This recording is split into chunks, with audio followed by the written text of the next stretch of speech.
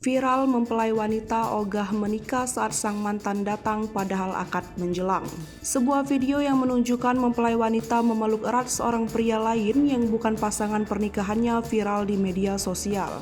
Disebutkan akun TikTok 89TV Official _ dan disebarkan oleh Instagram Lambetura, sang pria tersebut merupakan mantan kekasih dari mempelai wanita yang sudah merantau selama 5 tahun.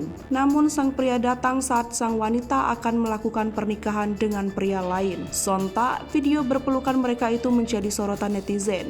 Video yang belum diketahui latarnya pun membuat netizen saling berdebat. Banyak yang mendukung dengan alasan cinta, banyak pula yang menghujat sang wanita karena mempermalukan nama baik keluarga. Sayangnya, video ada konfirmasi asli terkait kejadian itu belum ada pihak berwenang atau keluarga yang menanggapi viralnya video itu.